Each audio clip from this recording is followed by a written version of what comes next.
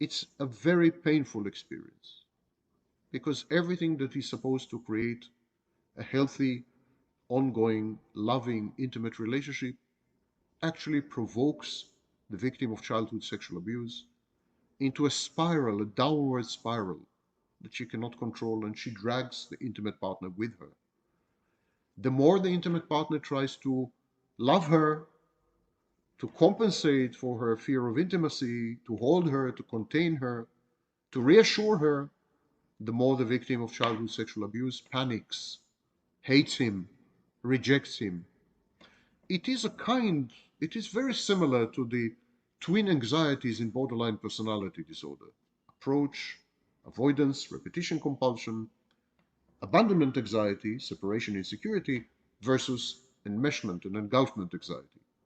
So it's a bit of a mirror of BPD, and it is therefore not surprising that in the etiology, in the causation, in the reasons for borderline personality disorder, when we interview borderline personality disorder patients and we ask them about their childhood and so on, we find an inordinate proportion, an inordinate percentage of people who have had sexually abusive experiences in childhood. Borderline personality disorder is intimately linked with early childhood abuse, especially sexual.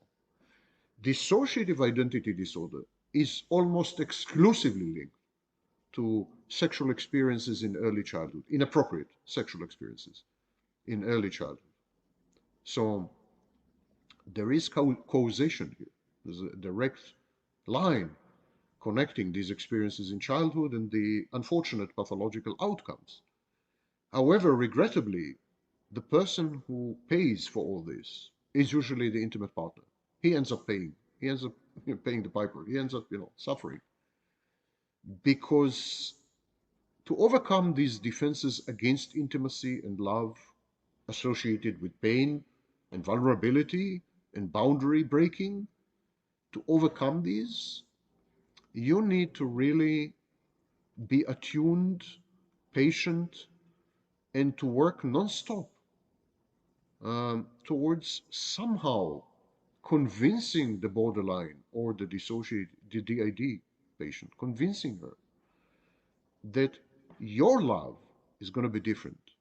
Your intimacy is not going to be the same. You're going to offer her a variant or variety of love and intimacy and caring and affection and compassion and holding and containment and support and succor and everything. You're going to offer her all this unconditionally. It's not, you have to convince her that it doesn't necessarily have to do with gratifying you sexually. That means sometimes abstaining from sex for a very long time. And few intimate partners are willing to do this. So this is the price one has to pay in order to, love a victim of childhood sexual abuse. The scars are forever. The damage is permanent. The trauma is all pervasive. The coping strategies are dysfunctional. The hurt, the pain, the fear dominate and dictate and drive the victim forward. Actually, not forward, but away from her intimate partner.